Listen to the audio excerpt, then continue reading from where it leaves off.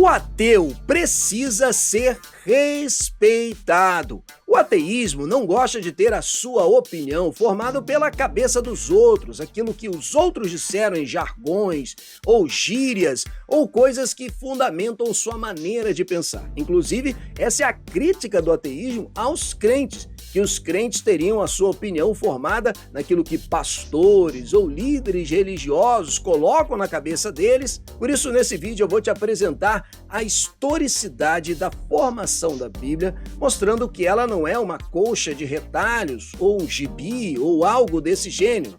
Inclusive, esse conteúdo vai ser muito útil para o cristão que quer saber a história da formação da Bíblia e não apenas isso. Nesse conteúdo eu vou abordar as contradições diversas. Que história é essa da Bíblia ser inspirada por Deus, se ela foi escrita por homens? E outras questões vão ser abordadas nesse conteúdo. De certa forma, toda cosmovisão de fé traz alguma espécie de livro ou escrito com a base do fundamento da sua doutrina. O próprio cristianismo tem a Bíblia, formada pelo Antigo Testamento, ou a Taná do judaísmo, e os escritos do Novo Testamento. O judaísmo tem a Talmud, a Torá, entre a sua base de fé. E também nessas religiões de origem abraâmicas, você tem o próprio islamismo com o Alcorão, dentre outras formas de religião. Você também tem nas religiões de matriz espírita, por exemplo, o espiritismo kardecista, tem nos livros de Allan Kardec a sua base doutrinária. E as próprias religiões de matriz africana, embora não tenham livro base, tem a chamada tradição oral. A Umbanda, o Candomblé, a Quimbanda trazem diversas doutrinas, ensinos que são passados e, consequentemente, até viram livros e doutrinas para que eles possam se perpetuar. Nesse sentido, outras religiões também de origem indiana, o hinduísmo que tem o livro dos Vedas, o próprio budismo e outras formas de religião você encontra com seus tipos diversos de literatura. Eu não vou abordar aqui de uma forma tão ampla todos eles, como o confucionismo, o zoroastrismo, o taoísmo e outras que eu estou demonstrando aqui, mas o fundamento é mostrar para você que as formas de religião diversas têm, de certa forma, algum tipo de livro ou escrito que fundamente a sua doutrina. Mas por que seria a Bíblia a palavra de Deus e não outros livros como esses que eu apresentei? Essa é uma das diversas perguntas que eu vou procurar abordar ao longo desse conteúdo, como também o porquê a Bíblia cristã protestante é formada por esses 66 livros. Qual é o critério de escolha? Como assim livros escritos por homem compreendem sendo a palavra de Deus? Parece mais uma coxa de retalho, um gibi, como eu leio muito nos comentários o pessoal escrever, ou porque a Bíblia católica apresenta mais livros do que a Bíblia protestante e como responder essas diversas contradições. A primeira testemunha de que a Bíblia é a palavra de Deus é a pessoa de Jesus Cristo. No sentido histórico, a Bíblia tem o seu valor de documento, inclusive tem outros conteúdos aqui no canal que eu mostro a veracidade confiável do texto das Escrituras. Está na descrição no sentido de apresentar a crítica textual, a ciência acadêmica que mostra, por exemplo, que a Bíblia é o texto mais confiável de todos os produzidos na história da humanidade. Eu vou apresentar esses argumentos ao longo desse vídeo, mas tem conteúdo na descrição que eu falo mais especificamente sobre isso. Ou seja, no sentido histórico, a Bíblia é um documento. E nesse documento apresenta também a existência da figura de Jesus Cristo. Mas existe algo de controverso na maneira como Jesus se apresenta, que é totalmente diferente das outras formas de cosmovisão de fé. Dentre todas as religiões, Jesus é o único que apresenta exclusividade de salvação e que atribui a si mesmo divindade. Jesus menciona sobre si mesmo como sendo um com o Pai, como tendo deidade. Portanto, Jesus apresenta a si mesmo como Deus. Embora muita gente insista que Jesus nunca teria dito que ele é Deus, nas diversas formas como ele faz isso ao longo das Escrituras, os próprios inimigos de Jesus na hora conseguem verificar isso. O verso 31 do Evangelho de João, capítulo 10, fala: novamente pegaram em pedras os judeus para lhe atirar. Todas as vezes que Jesus se fazia igual com o Pai, um com Deus, ou atribuía a si mesmo divindade, os próprios judeus reconheciam isso e queriam lhe atirar. No encontro com os seus discípulos no caminho de Emaús, Jesus abre as Escrituras para mostrar que tudo nelas está apontando para ele. Em Lucas capítulo 24, a partir do verso 25, Jesus diz o seguinte: então lhes disse, ó nécios e tardos de coração, para crer em tudo que os profetas disseram. Porventura não convinha que o Cristo padecesse e entrasse na sua glória? E começando por Moisés, fazendo referência aos textos de Gênesis, Êxodo, Levítico, Números e Deuteronômio, e discorrendo sobre todos os profetas, expunha-lhes o que a seu respeito constava em todas as Escrituras. É o próprio Jesus quem testemunha que as Escrituras são a palavra de Deus através do seu próprio testemunho. Por isso, o cristianismo considera a Bíblia dessa maneira exclusiva, fato que nem mesmo as outras cosmovisões fazem acerca da sua própria religião. De maneira que a única forma da Bíblia não ser a palavra de Deus teria que ser Jesus ter mentido. Se Jesus é verdadeiro naquilo que ele diz, não há outra forma da Bíblia ser, de fato, a única e verdadeira palavra de Deus. Mas como eu prometi, vou te apresentar aqui historicidade da formação das Escrituras, para que você entenda que ela não é uma colcha de retalhos, um gibi ou coisas desse tipo que demonstram que ela foi feita humanamente e não de forma inspirada, divina e com critérios. Para formar os 66 livros da Bíblia, 3 critérios foram estabelecidos para essa formação. Primeiro, a própria apostolicidade, ou seja, o inegável fato de ter sido escrito por um apóstolo ou por alguém do círculo íntimo apostólico. O segundo critério, a concordância com a doutrina apostólica, em um período onde a tradição oral ainda estava viva. E o terceiro, a catolicidade. Católico significa universal. Ou seja, reconhecidamente teria que ser um texto usado por todas as igrejas, mesmo em regiões geográficas diferentes. Mas para chegar a esse critério, como é que a Bíblia foi formada? A primeira questão é que no período de nascimento de Jesus até sua crucificação, e no intervalo de 250 anos antes de Cristo e 250 anos depois de Cristo, muita literatura foi estabelecida. O último livro do Antigo Testamento, Malaquias, conforme a Bíblia cristã protestante, traz um período de intervalo de 400 anos entre o seu advento e a vinda de Cristo, o nascimento de Cristo. E durante esse período, muita literatura foi escrita, inclusive em idioma grego e não no hebraico, como 1ª, 2ª, 3ª e 4ª Macabeus, 1ª, 2ª e 3ª Enoque, Apocalipse de Moisés, Ascensão de Moisés, Livro dos Jubileus, Ascensão de Isaías, Epístolas de Eristeias, entre outros e outros textos. A maioria desses textos foi rejeitado pelo judaísmo, além disso, trazia muitas outras incoerências. A maioria desses textos, na verdade, foi protegido pelos cristãos.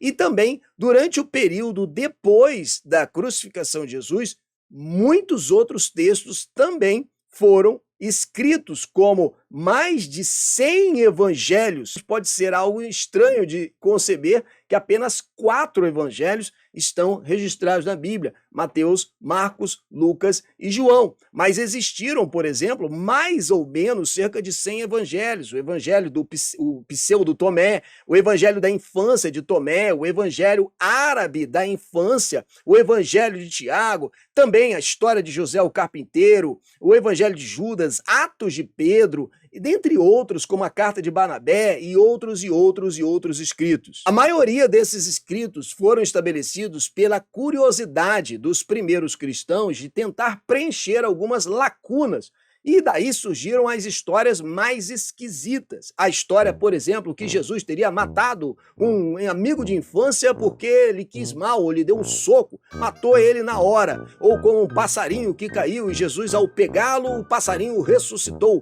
Jesus andava e saíam flores das suas pegadas e borboletas surgiam depois.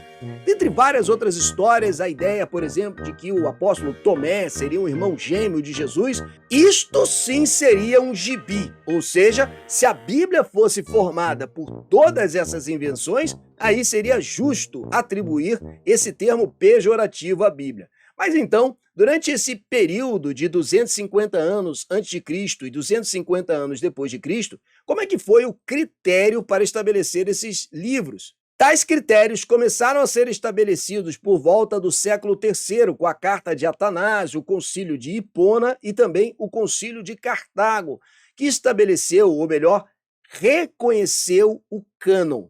Cânon é um termo que significa medida, ou seja, eles estabeleceram quais seriam os livros que estariam de fato inspirados e que seriam a palavra de Deus. Perceba que não se trata da escolha da igreja de dizer isto é verdade e isto não é verdade, mas de reconhecer aqueles que de fato tinham inspiração do Espírito de Deus. Por isso, esses critérios da apostolicidade teria que ser escrito por um apóstolo genuíno, ou então de alguém ligado ao ciclo apostólico, como é o caso de Lucas, o médico que acompanhava Paulo, que escreveu um evangelho, e também Atos dos Apóstolos, o critério da concordância com a doutrina apostólica.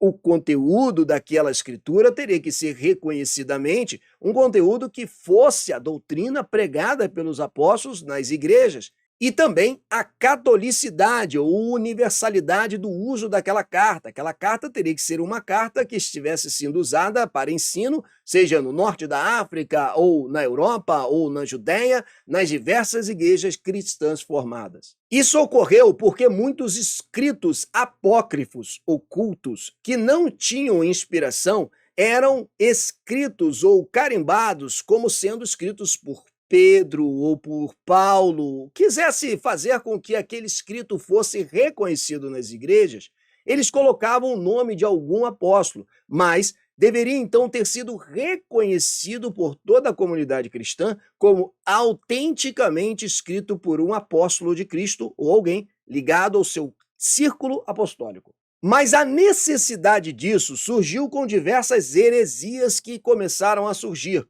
como a primeira de Marcião, por volta de 140 depois de Cristo, que começou a rejeitar alguns escritos e adotar aos outros. Como, por exemplo, ele começou a dizer que o Deus do Antigo Testamento era diferente do Deus do Novo Testamento. O Deus do Antigo Testamento era um Deus justificador, criador, um Deus demiurgo. E o Deus do Novo Testamento, um Deus bom, o Deus efetivamente Pai de Jesus Cristo. Por isso, Marcião começou a rejeitar praticamente todas as cartas de Paulo, ficou com algumas delas, rejeitou diversos dos evangelhos, praticamente todo o Antigo Testamento, e criou um cânon para si mesmo. Isso começou a motivar a comunidade cristã a ter que reconhecer os escritos que de fato fossem inspirados por Deus. Outro fato que motivou isso foi Montano, que por volta de 156 d.C. se apresentava como um porta-voz do Espírito de Deus. E além disso, tinham duas profetisas, chamadas Priscila e Maximila. Montano dizia que as profecias de Priscila e Maximila eram como o dedilhar dos anjos, e ele começou a criar as mais diversas profecias difusas, e todas elas contrárias à doutrina ensinada por Cristo.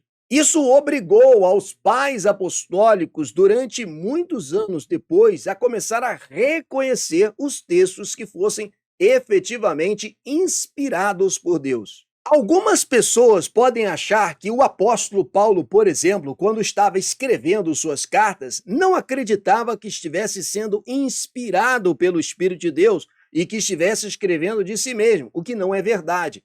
Na primeira carta aos Tessalonicenses, capítulo 2, a partir do verso 13, Paulo diz assim: outra razão ainda temos nós para incessantemente dar graças a Deus, é que tendo vós recebido a palavra que de nós ouvistes, que é de Deus, acolhestes, não como palavras de homens, e sim como em verdade é a palavra de Deus, a qual, com efeito, está operando eficazmente em vós, os que credes.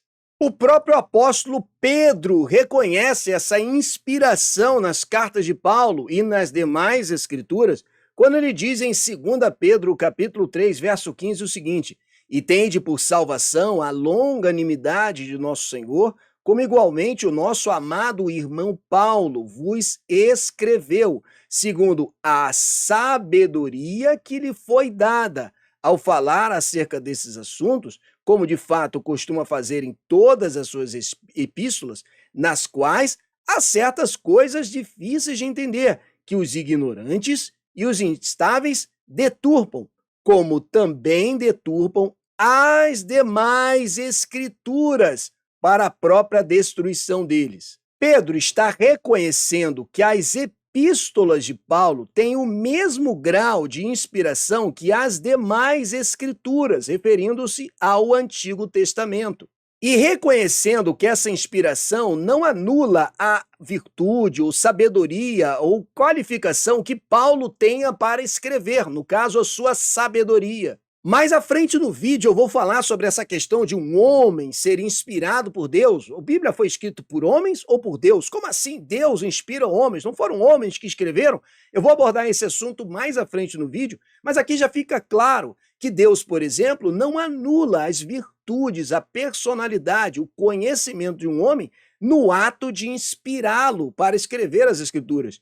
As Escrituras não foram ditadas ou psicografadas ou simplesmente ele ouviu uma voz e começou a escrever, mas há um ato do Espírito de Deus de fazer aquele homem escrever o texto de forma inspirada por ele. E é isso que os pais apostólicos começaram a fazer ao longo dos primeiros anos da fé cristã para reconhecer e não escolher quais os textos e, consequentemente, formar o cânon, a Bíblia como conhecemos hoje. Embora São Jerônimo tenha expressado sua preferência pelo cânon hebraico, aquele que não contém os livros da Igreja Católica, ele acabou sendo o voto vencido, cedendo à demanda do Papa Damásio I e à prática da Igreja da época. Apesar do esforço dos pais apostólicos em reconhecer as escrituras inspiradas, alguns eventos, como a conversão do imperador Constantino em 312 d.C.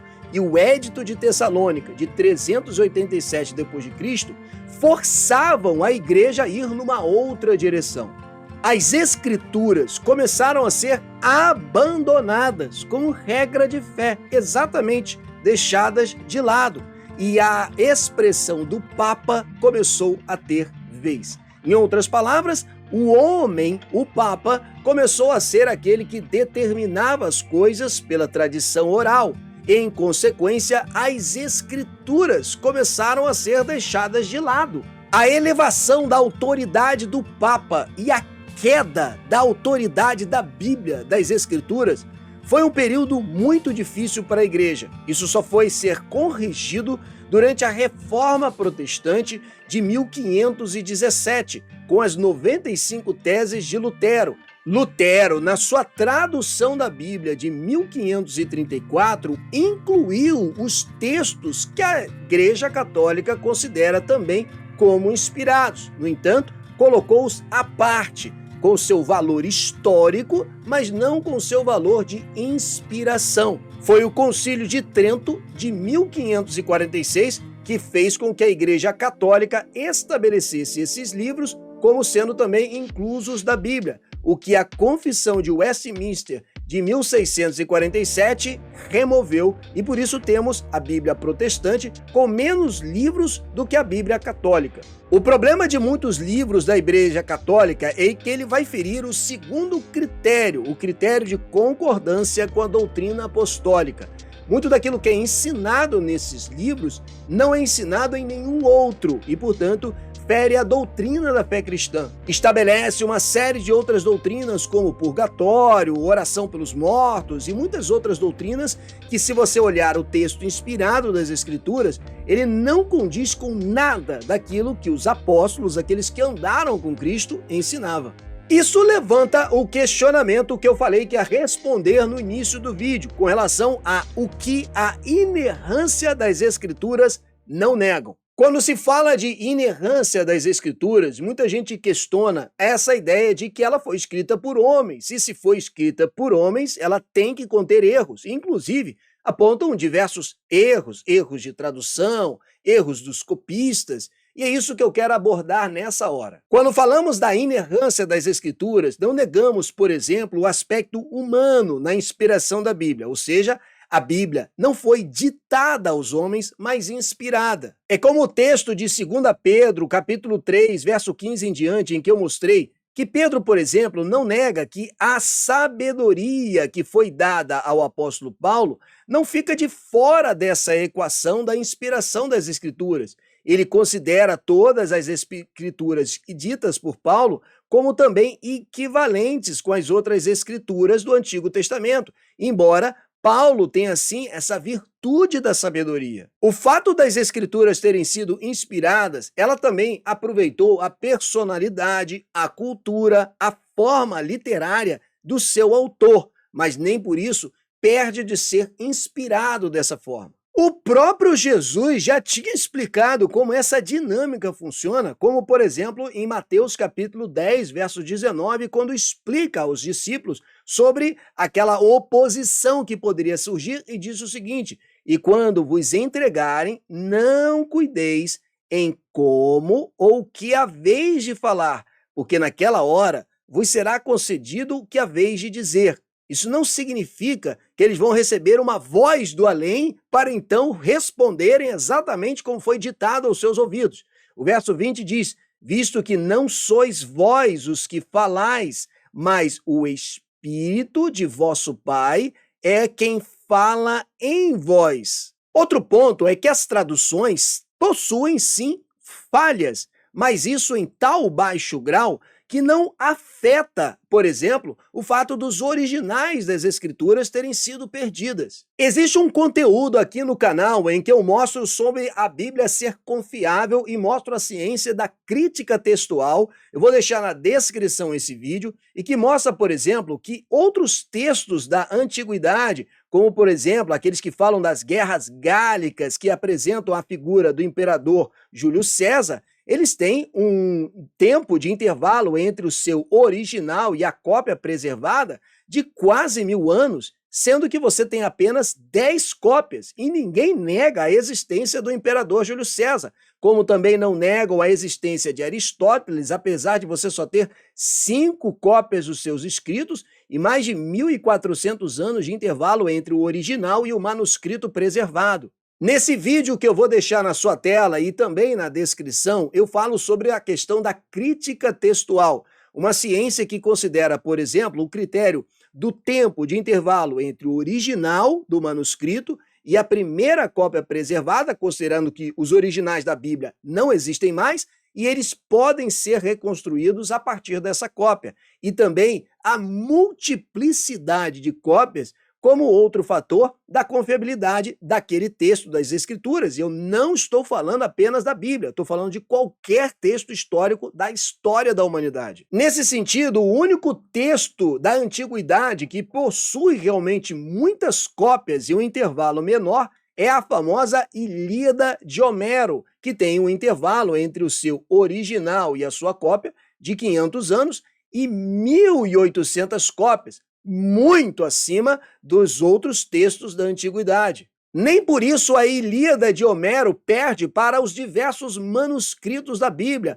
O papiro 52 do Evangelho de João, por exemplo, tem um intervalo de apenas 40 anos da sua escrita e o seu primeiro manuscrito preservado, dentre diversos outros papiros e outros textos que eu mostro nesse vídeo que eu mencionei para vocês anteriormente. Dessa maneira, no sentido acadêmico, a Bíblia tem a evidência de ser o texto mais confiável de toda a história da humanidade, são 5.856 cópias reconhecidas pelo Instituto de Pesquisa Textual do Novo Testamento da Universidade de Münster, na Alemanha, ou seja, não existe nenhum outro texto na história da humanidade com tamanho número de cópias e o intervalo entre o seu original e a sua cópia preservada baixíssimo, de apenas 40 anos. Isso para não considerar o Antigo Testamento, o que combinado dará mais de 70 mil manuscritos. Nenhum outro livro da humanidade possui tantas cópias como a Bíblia,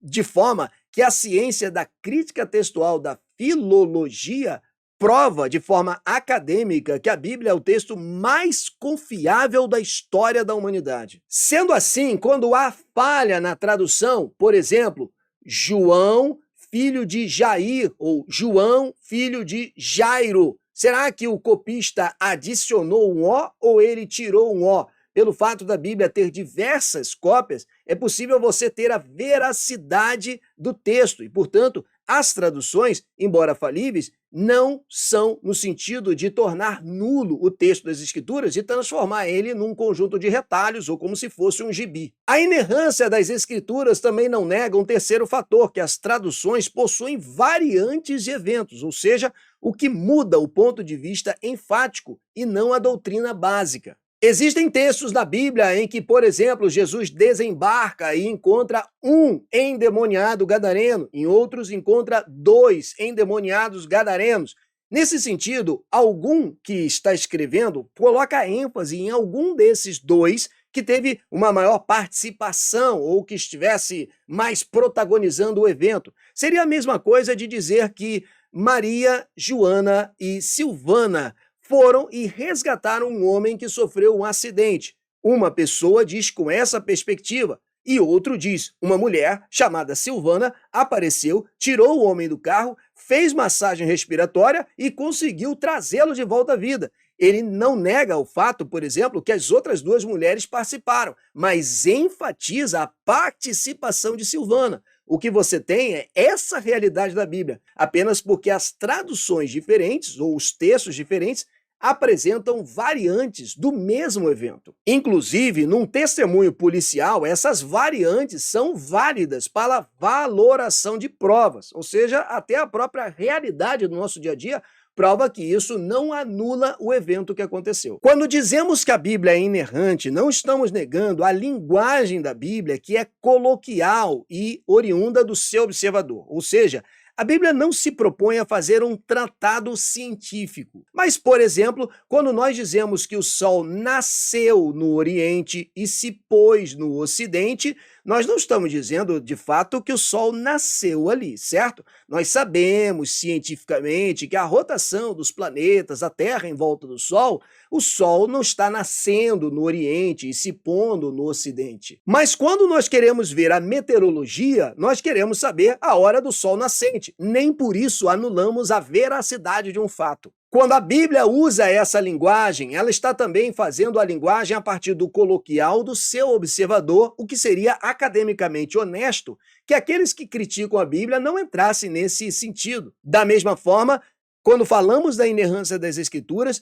não estamos negando que existem passagens difíceis de entender que demandam trabalho e estudo, ou seja, a compreensão da Bíblia demanda estudo histórico, cultural, geográfico e não apenas teológico. Para te dar um exemplo histórico, cultural e teológico, o texto de Mateus, capítulo 11, verso 7, apresenta a seguinte narração de Jesus sobre a pessoa de João Batista. Ele diz, então, partindo eles, passou Jesus a dizer ao povo a respeito de João, que saísses a ver no deserto, um caniço agitado pelo vento? Essa expressão pode parecer algo simples, mas traz um conteúdo cultural, histórico e teológico muito grande. Às margens do rio Jordão, um tipo de cana, um tipo de caniço crescia e ele era agitado pelo vento, de forma que culturalmente as pessoas diziam que um homem fraco, suscetível às pressões das circunstâncias,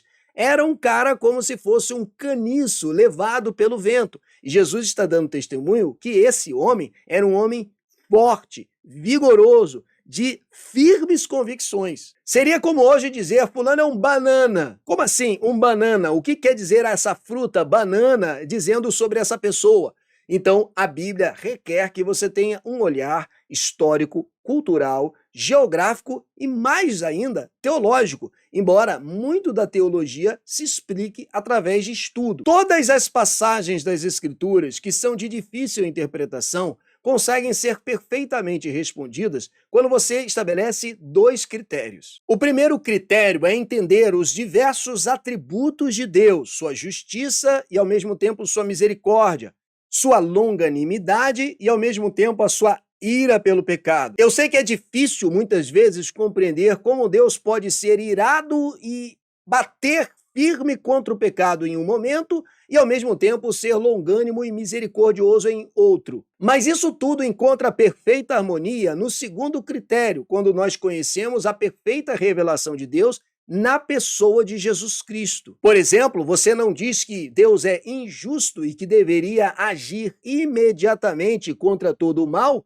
Ora, quando Deus cria o inferno para essa punição, parece que muita gente acha que Deus está sendo malvado demais quando faz isso. Deus é justo e punirá todo o pecado, seja no pecador ou na pessoa de Cristo. E na pessoa de Cristo está revelado como Deus, por exemplo, pode ser justo e misericordioso no mesmo ato, na cruz, quando ele pune o pecado em Cristo e, ao mesmo tempo, oferece em misericórdia a sua graça. Mas para aquele que não se arrepende, fica a punição, de forma que Deus não é injusto em momento nenhum, mesmo que aparentam ser algumas escrituras, nesse sentido de dizer que Deus foi injusto, principalmente em difíceis passagens do Antigo Testamento. Mas o fato é que a Bíblia não é um gibi, e peraí, sobre essa ideia de gibi é importante dizer um fato. Em 1939, a editora Globo publicou uma revista em quadrinhos chamado Gibi, que trazia um mascote na capa da revista, uma representação estereotipada, caricatural, de um menino chamado Gibi, inspirado na figura de um pequeno jornaleiro daquela época. Gibi é um termo pejorativo usado para dizer que alguém tem um aspecto feio, grotesco, por causa da sua constituição física. Era usado para falar mal de meninos que trabalhavam nas ruas como pequenos jornaleiros, vendendo jornais ou suplementos como quadrinhos. Acho que você já entendeu que chamar algo de gibi é uma ofensa não à Bíblia e nem a Deus, mas a um tipo muito específico de pessoas. E eu acredito que esse tipo de termo pejorativo deveria ser repensado por pessoas que gostariam de ser éticas e coerentes com o seu próximo. Obrigado por assistir os vídeos do Yaakov Querusso. Na sua tela, outros conteúdos do nosso canal sobre a veracidade e a confiabilidade da Bíblia como a palavra de Deus.